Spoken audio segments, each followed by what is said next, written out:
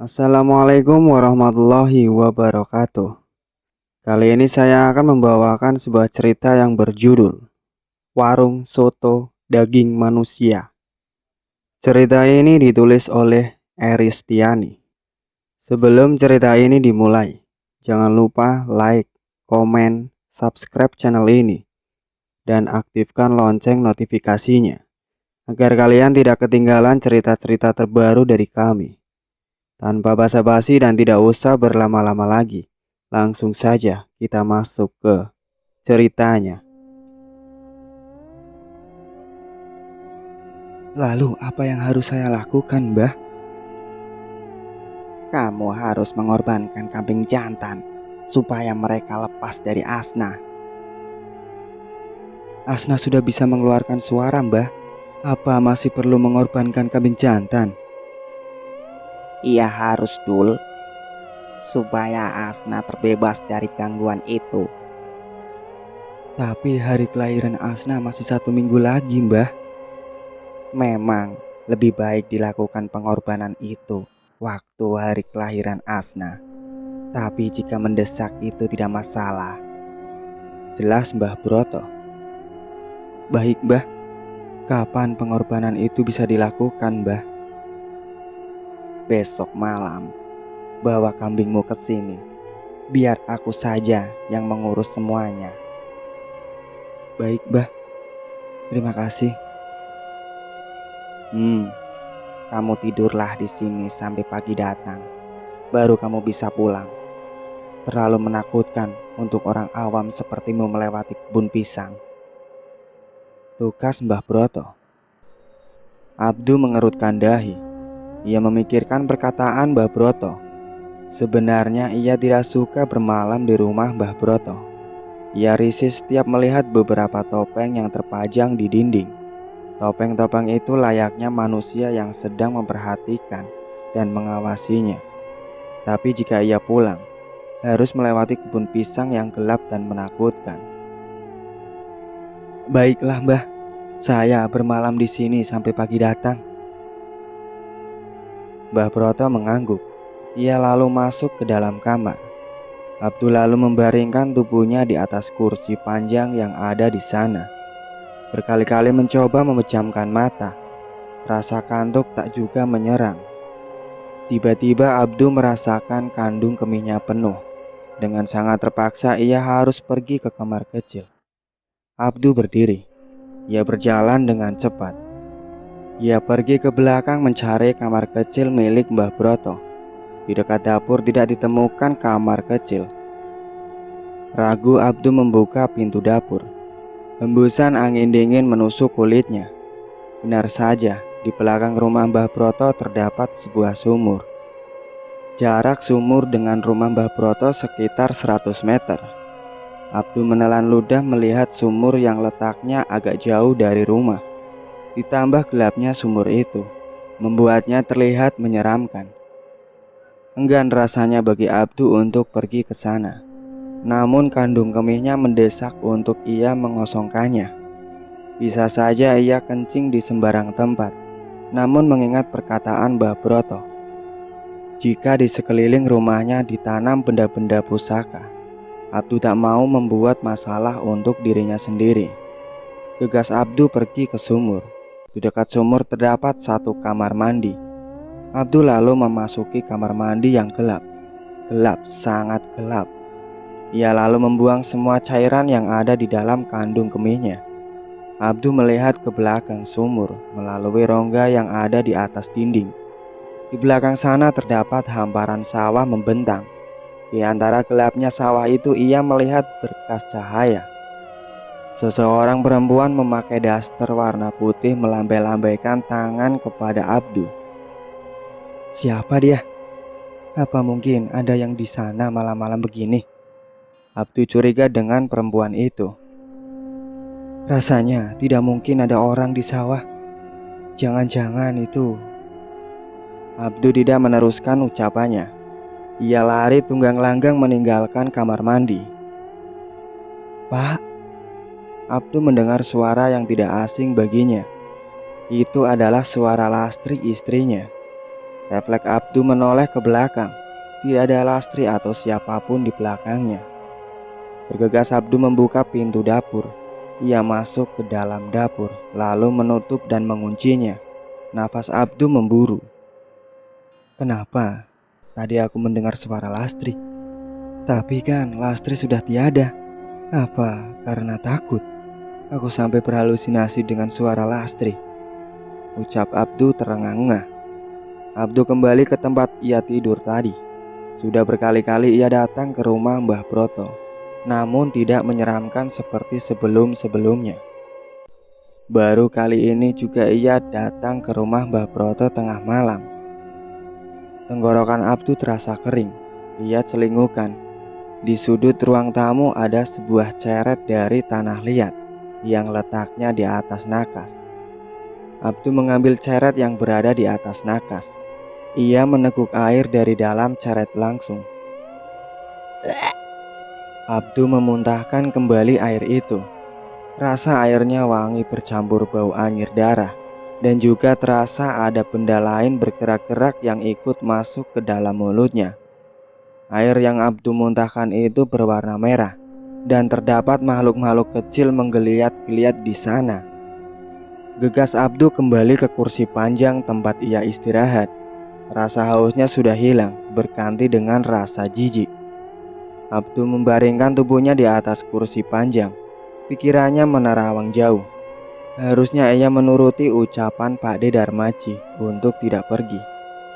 Harusnya ia berada di rumah menunggui anak-anaknya. Di rumah Mbah Broto. Ia merasa tidak aman. Entah apa yang membuatnya tidak aman. Apalagi topeng-topeng yang berada di dinding seolah mengawasi gerak-geriknya. Abdu tidak ambil pusing dengan topeng-topeng itu. Ia menutupi wajahnya dengan lengannya. Lambat laun Abdu pun tertidur. Pak Abdu? Abdu menggeliat.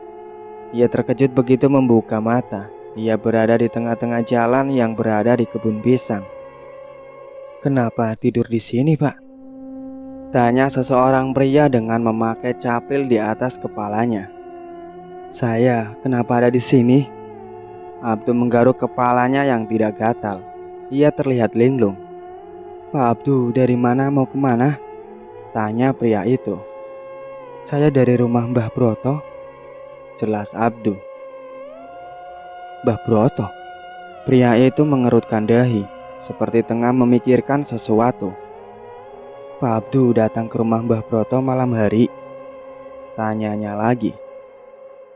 Iya Pak. Saya pergi dari rumah sekitar pukul 2:30.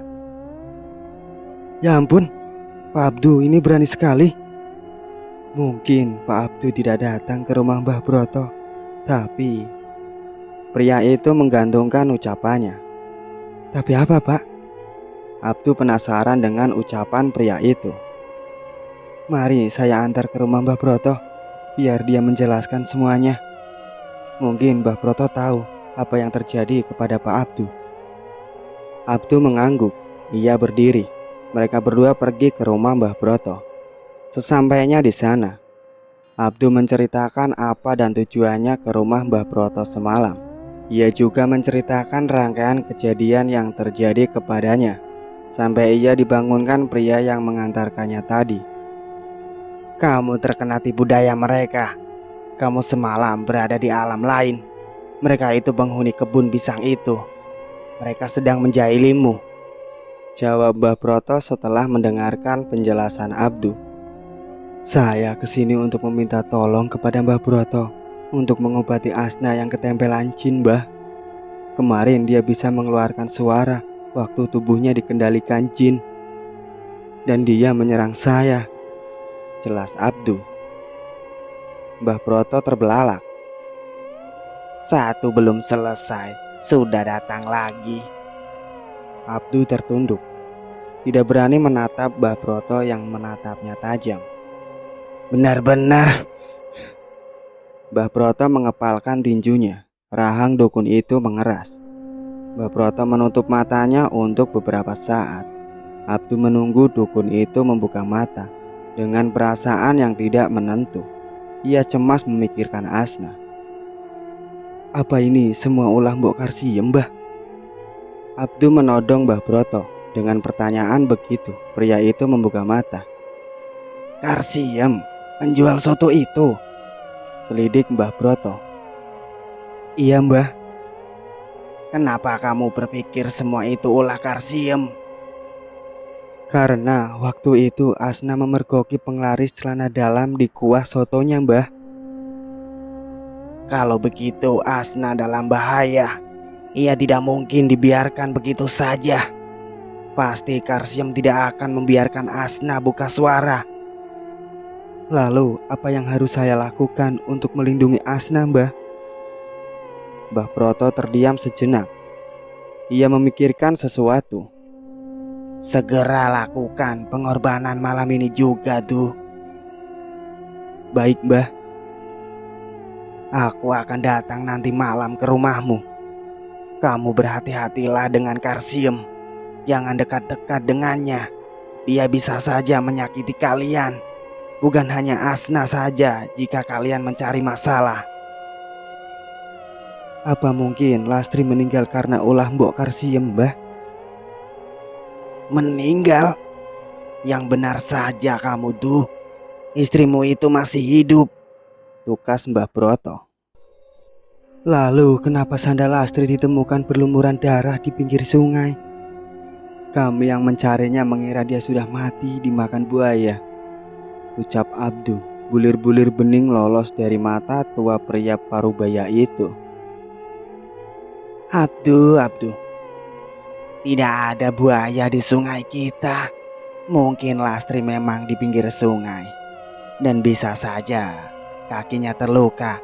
Tapi aku pastikan jika Lastri masih hidup. Ucap Mbah Broto mantap. Lastri masih hidup, Mbah? Mata Abdu berbinar mendengar ucapan Mbah Broto. Mbah Broto mengangguk. Syukurlah jika Lastri masih hidup. Tapi di mana dia sekarang? Kenapa banyak yang mencarinya tapi tidak ditemukan dimanapun?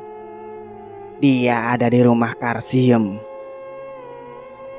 Berdebah, dasar perempuan gila. Awas kau Karsiem.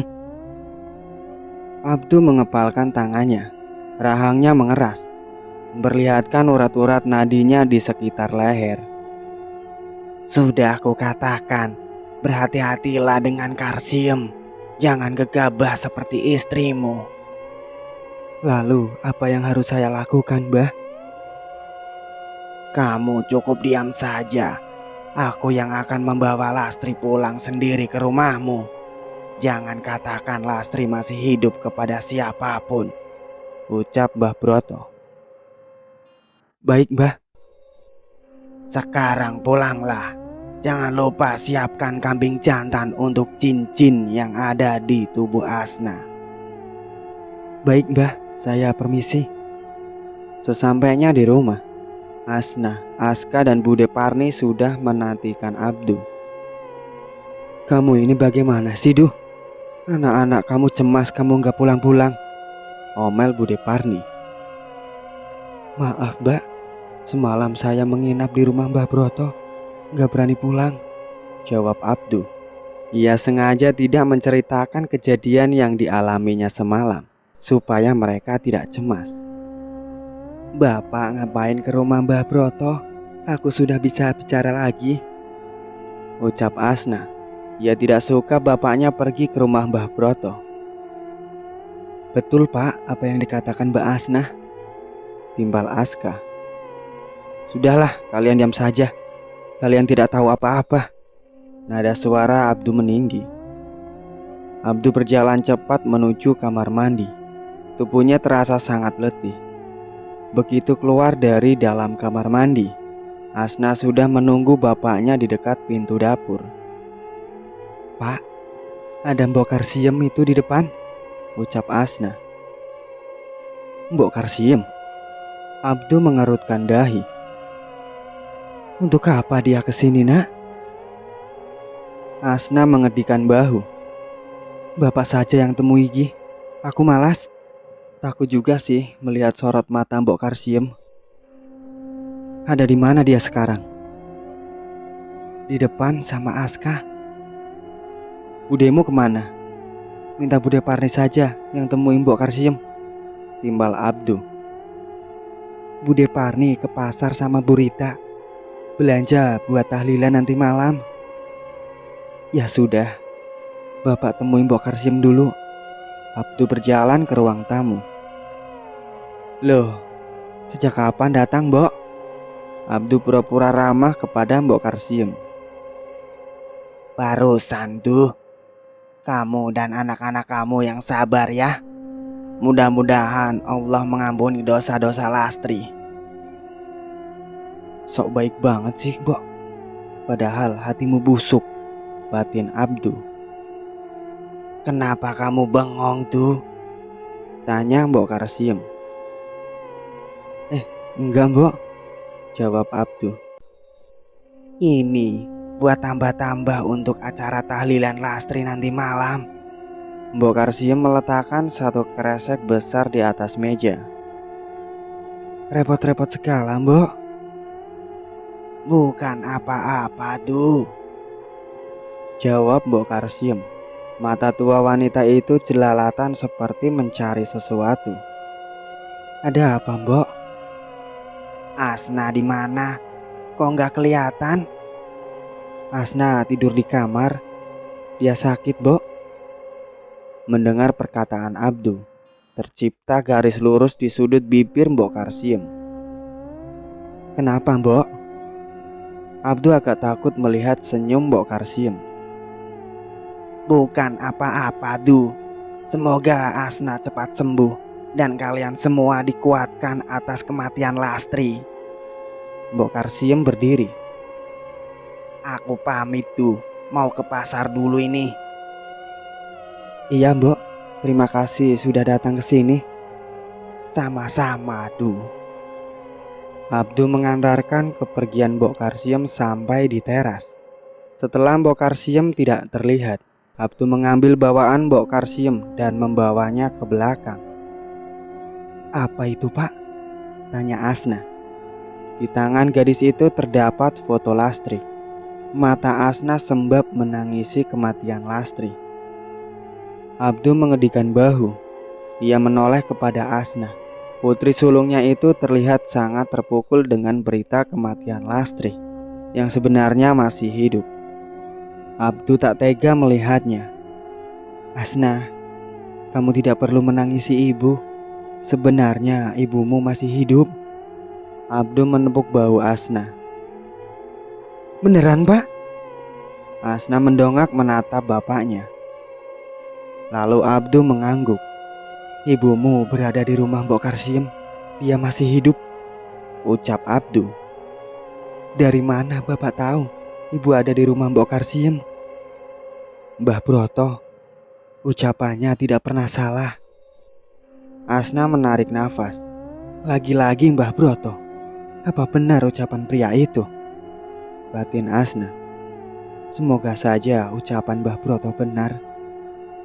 Asna mengerutkan dahi.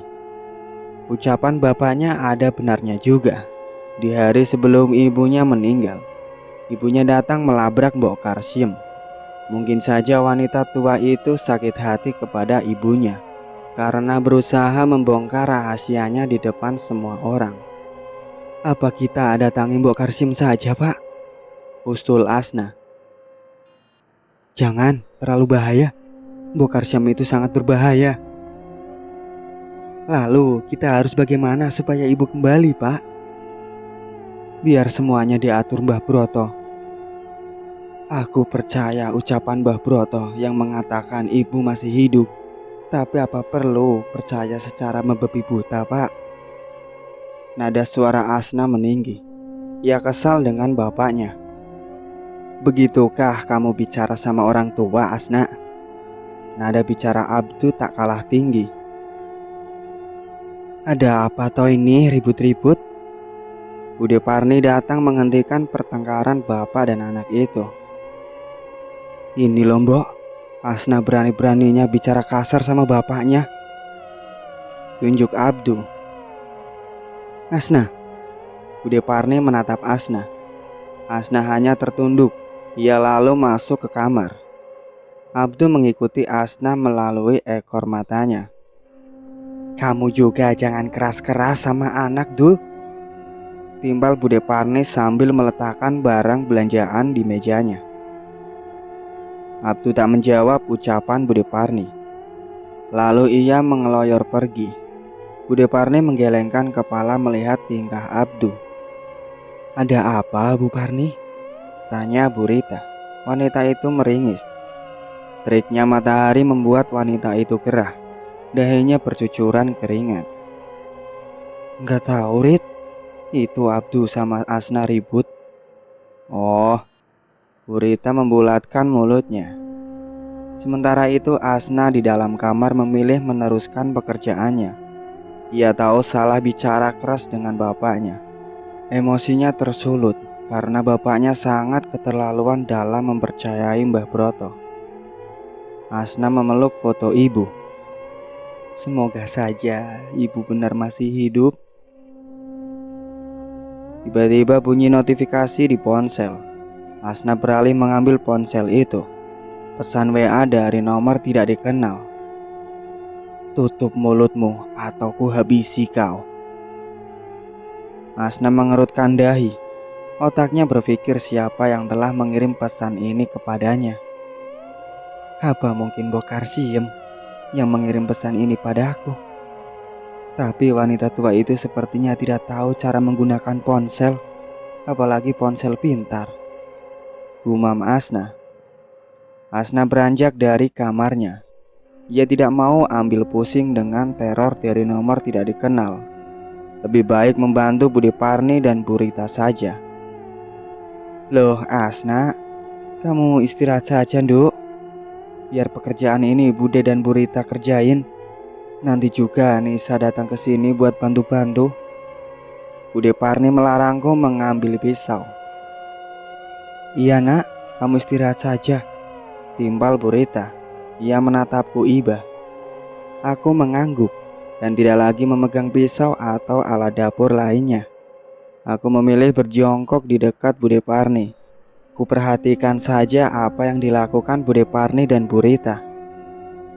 "Shh, jangan ngelamun, Duk, nanti kesambet." Bude Parni menepuk bahuku keras hingga membuatku terlonjak. "Iya, Bude." "Bu Parni, kalau boleh saya kasih saran, besok order soto Mbok Karsiem untuk jamuan besok daripada kita bikin sendiri. Kalah jauh dari soto milik Mbok Karsiem," usul Bu Rita. "Boh," ucap Bu Parni. "Jangan, Bu." Aku langsung memotong ucapan Bude Parni. "Kenapa emang, Duk? Kamu kok kelihatannya nggak suka sama Mbok Karsiem?" tanya Bude Parni. "Sebenarnya Bapak bilang Ibu masih hidup dan sekarang disekap di rumah Mbok Karsiem." "Bapakmu tahu dari mana?" Bude menaikkan satu alisnya. "Mbah Broto, Bude." "Gini ya, Nduk. Bude senang banget kalau memang ibumu masih hidup. Tapi dari mana Mbah Broto tahu? Apa dia melihatnya sendiri ibumu disekap di sana atau hanya dari penerawangannya saja?" ucap Bude Parni hati-hati. "Aku tidak tahu, Bude. Bapak hanya mengatakan jika ibu masih hidup." Perlu diselidiki sih itu. Perlu diselidiki sih itu, Bu Parni. Tapi ada masalah apa Bu Lastri dengan Mbok Karsiem? Timbal Bu Rita. Aku lalu menceritakan duduk persoalannya kepada dua wanita yang ada di hadapanku. "Serius kamu, nak?" Bude Parni terbelalak, sedangkan Bu Rita terlihat sangat terkejut. "Aku dan Bu Lastri sering banget beli soto dari warungnya Mbok Karsiem." Bu Rita bergidik. "Tapi jangan kasih tahu siapa-siapa ya Bu Rita. Setelah kejadian saya menemukan celana dalam di kuah soto milik Mbok Karsiem, saya mendapat teror dari makhluk-makhluk mengerikan." "Tenang nak, saya bisa jaga rahasia," tukas Bu Rati. "Bagaimana cara menyelidikinya?" gumam Bude Parni. "Serahkan saja semuanya itu kepadaku." Aska tiba-tiba sudah berada di antara kami bertiga. Enggak aman kak, kamu ke warungnya Mbok Karsiem, timpal Asna. Kenapa enggak aman mbak? Aska menaikkan satu alisnya. Mbok Karsiem pasti curiga kamu ke sana. Jelas dia berpikir kamu merencanakan sesuatu datang ke warung sotonya, tukas Asna. Aska menopang dagunya dengan satu tangan, dahinya berkerut. Aku tahu mbak, supaya Mbok Karsiem tidak curiga kepadaku. Aska menjentikan jarinya. Jangan macam-macam kamu kak. Suara Abdu menggelegar di belakang Aska. Sontak semua orang yang ada di dapur menoleh kepada Abdu. Wajah orang tua Asna dan Aska memerah. Demi bisa menyelamatkan ibu pak, jawab Aska. Biar semuanya menjadi urusan Mbah Broto, suara Abdu meninggi. Pak, biar aku selidiki dulu ke rumah Mbok Karsiem. Semoga aku bisa menyelamatkan ibu, timbal Aska. Kamu dengar ucapan bapak kak. Tidak perlu kamu ke sana. Biar semuanya Mbah Broto yang urus. Aska mendengus kesal. Terserah bapak sajalah. Nah, ini baru putra bapak. Penurut sama orang tua. Bapak cuma tidak ingin kamu gegabah. Jika kamu ke warung sotonya Mbok Karsiem, bukannya bisa menyelamatkan ibumu, malah kamu sendiri yang dalam bahaya. Abdu menepuk bahu Aska. Aska hanya bergumam, enggan menanggapi ucapan bapak. Mbak Parni, Bu Rita, tolong jangan bicarakan masalah ini kepada orang lain ya, pinta Abdu. Jadi kita pura-pura saja kalau sebenarnya Lastri masih hidup, tanya Bude Parni. Iya mbak, supaya Mbok Karsiem tidak curiga. Iya Pak Abdu, santai saja, tukas Bu Rita. Terima kasih, aku mau ke rumah Pak Anto dulu ya, pamit Abdu. Pak Anto, penjual kambing pak, tanya Asna. Iya, kambing yang waktu itu bapak beli dari Pak Anto, bapak titipkan ke sana lagi. Sekarang mau bapak ambil untuk dikorbankan kepada jin yang mengganggu keluarga ini. Pak, itu hanya akal-akalannya Mbah Broto saja. Aska terkekeh. Tutup mulutmu kak, jangan bicara sembarangan. Malam hari setelah tahlilan selesai, Mbah Broto datang ke rumah Abdu untuk melakukan ritual pengorbanan. Kini ia sendiri yang akan melakukannya, tidak seperti yang sebelumnya. Pria tua itu tidak menyembelih kambingnya, melainkan menusuk perut kambing yang masih hidup, hingga darah dari perut kambing menyembur dari dalam perutnya. Asna dan Bude Parni bergidik melihat Mbah Broto menghabisi kambing itu dengan cara sadis. Dukun gila, celetus Asna. Tutup mulutmu, teriak Mbah Broto.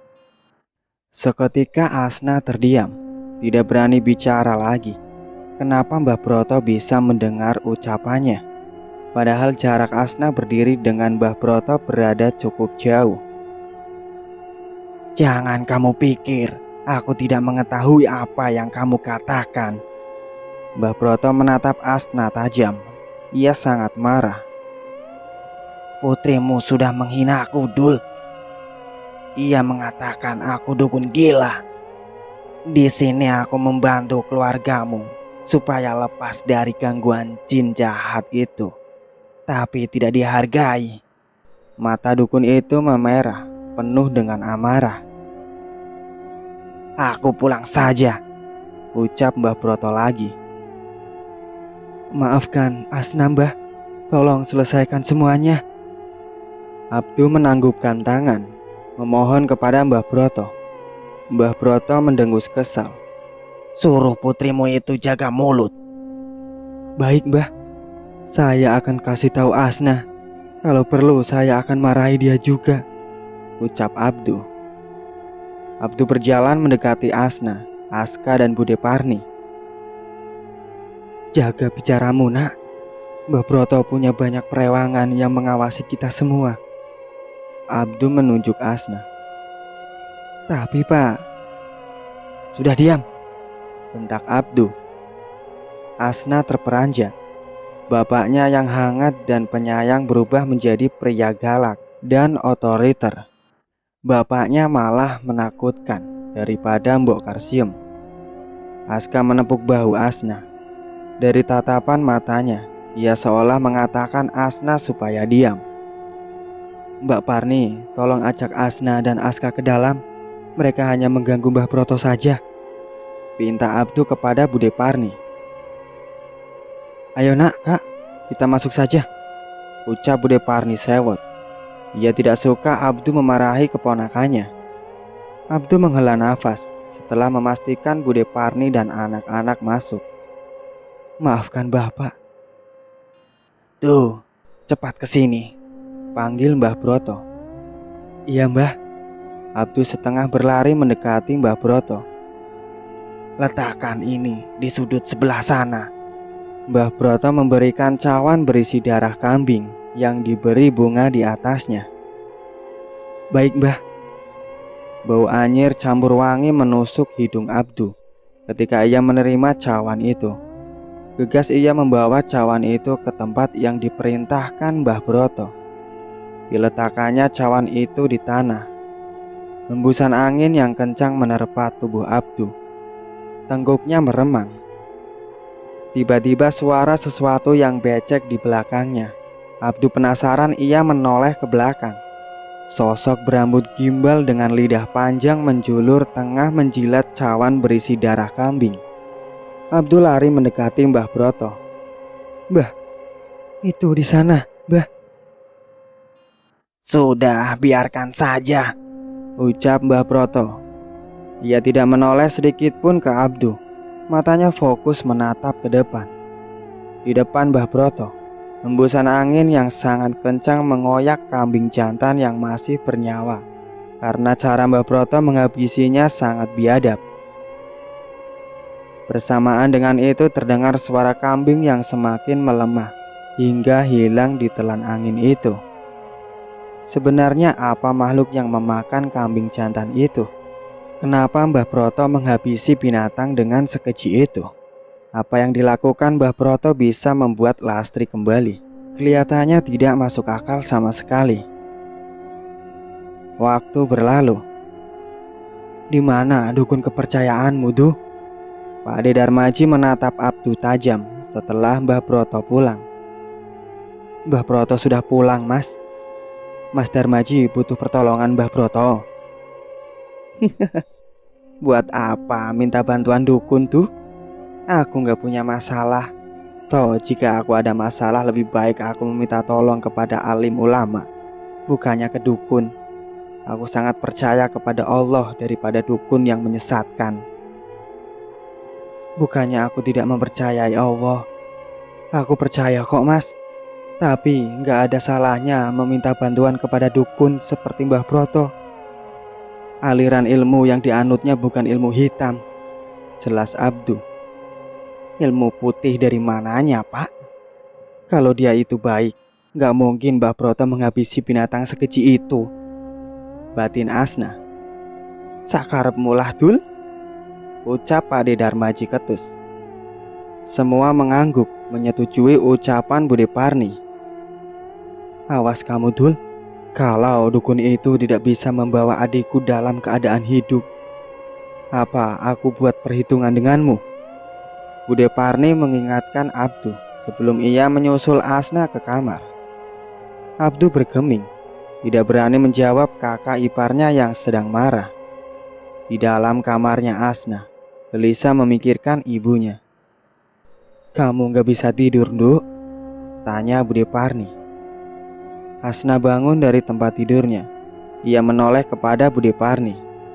Iya Bude. Kita berdoa saja, Nduk. Semoga ibumu baik-baik saja. Tok tok tok. Mbak Asna. Terdengar suara ketukan pelan di pintu dan juga suara Aska. Aska, Bude, ucap Asna. Buka pintunya, Nduk, titah Bude Parni. Asna berdiri. Ia membuka pintu untuk Aska. Ada apa, Kak? Tanya Asna begitu pintu dibuka. Bukannya malah menjawab. Aska malah mendorong Asna ke dalam. Ia juga masuk ke dalam kamar Asna lalu mengunci pintunya. Bude, Mbak Asna, aku percaya kalau ibu masih hidup. Tapi aku ingin membuktikannya sendiri apa yang dikatakan Mbah Broto. Kamu beneran akan datang ke warungnya Mbok Karsiem? Bude Parni menaikkan satu alisnya. Iya Bude, ucap Aska mantap. Aku ikut Kak, timbal Asna. Sebenarnya ngeri juga kalau sampai Mbok Karsiem curiga sama kalian. Tapi kalau tidak turun langsung dan hanya mengandalkan Mbah Broto, bagaimana kita tahu keadaan ibumu? Gumam Bude Parni. Satu tangannya menopang dagu dan satu tangan lainnya memukul-mukul kepala pelan. Tidak apa-apa Bude, semoga saja apa yang dikatakan Mbah Broto benar, timbal Asna. Terserah kalian saja, yang penting kalian harus berhati-hati, ucap Bude Parni. Bude tenang saja, kami akan selalu waspada. Besok kalau bapak tanya di mana aku sama Mbak, Bude bilang saja ya, aku sama Mbak Asna pergi jalan-jalan, ucap Aska. Kamu sudah siap Mbak? Tanya Aska. Sudah, lihat saja penampilanku ini. Asna mengangkat bahunya. Ia memakai hoodie dan menutupi kepalanya dengan penutup kepala. Tak lupa kacamata hitam ia pakai. Oke Mbak. Kalian sudah siap? Bude Parni datang menghampiri. Sudah Bude, jawab dua kakak beradik itu serempak. Ingat, kalian harus berhati-hati, pesan Bude Parni. Iya Bude, kami pamit. Aska dan Asna mencium tangan Bude Parni dengan takzim. Bude Parni mengantar kepergian kedua kakak adik itu sampai di teras. Mau kemana Asna dan Aska Mbak? Suara Abdu dari belakang Bude Parni. Bude Parni terlonjak mendengar suara Abdu. Kenapa Mbak terkejut? Abdu menaikkan satu alisnya. Kamu bikin aku kaget saja tuh, tukas Bude Parni. Aku kan cuma nanya mau kemana tadi itu Aska dan Asna. Oh, Asna minta Aska temani dia pergi ke pasar, jawab Bude Parni dibuat senormal mungkin. Walah, baguslah kalau begitu. Ngomong-ngomong, bagaimana dengan Lastri? Kapan Mbah Broto bisa membawa Lastri pulang? Desak Bude Parni mengalihkan pembicaraan. Secepatnya Mbah Broto akan membawa Lastri pulang. Secepatnya itu kapan? Bude Parni mulai emosi. Kita tunggu saja Mbak. Ini nih yang bikin aku males bicara sama kamu. Tidak pasti. Kamu itu sebagai suami dan seorang bapak, gak ada pendirian. Apa-apa Mbah Broto, apa-apa Mbah Broto. Dia itu cuma manusia biasa bukan Tuhan yang tidak pernah salah, ucap Bude Parni sambil berlalu masuk ke dalam rumah. Lama-lama darah tingginya bisa kambuh bicara dengan adik iparnya itu. Di lain tempat, Asna dan Aska sudah berada di depan warung soto Mbok Karsiem. Warung soto Mbok Karsiem sangat ramai oleh pengunjung yang akan membeli sotonya. Benar-benar luar biasa penglaris celana dalam Mbok Karsiem. Ayo Mbak, ajak Aska. Ia berjalan lebih dulu masuk ke dalam warung soto milik Mbok Karsiem, diikuti Asna dari belakangnya. Mereka memilih duduk di sudut, sementara Asna pura-pura menunggu pesanan. Aska melancarkan aksinya mencari keberadaan ibunya. Aska mengendap-endap keluar melalui pintu belakang. Banyak karyawan Mbok Karsiem yang sedang mencuci piring dan gelas kotor. Untungnya tidak ada yang menyadari keberadaan Aska. Di sana ada beberapa ruangan yang sepertinya digunakan karyawan Mbok Karsiem untuk istirahat. Tidak mungkin ibu ada di salah satu kamar ini, batin Aska. Tiba-tiba sebuah tepukan mendarat di bahu Aska. Pemuda itu terlonjak. "Hei, ini aku kak," bisik Asna ke telinga Aska. "Aku kira Mbok Karsiem atau karyawannya mbak," ucap Aska pelan. "Ayo cepat kita cari ibu kak. Kita ke rumahnya Mbok Karsiem saja. Mungkin ibu ada di dalam sana," usul Aska. "Ayo jangan lama-lama." Kedua kakak beradik itu pergi ke rumah Mbok Karsiem yang berada di tepat di belakang warung. Rumah Mbok Karsiem megah dan mentereng, berbeda jauh dengan rumahnya dulu. Dulu rumah Mbok Karsiem seperti gubuk reot. Rumahnya dulu terbuat dari anyaman bambu dan juga kecil. Tidak disangka wanita tua itu mampu membangun rumah megah seperti sekarang ini. Pasti hasil dari penglaris celana dalam. "Lewat belakang saja kak. Bahaya kalau ada Murni di rumah dan kita kepergok dia." Asna menghentikan adiknya yang akan membuka pintu. "Betul juga apa katamu mbak." Kedua kakak beradik itu berputar melalui samping rumah dan akan masuk melalui pintu belakang. Setelah berada di belakang, tiba-tiba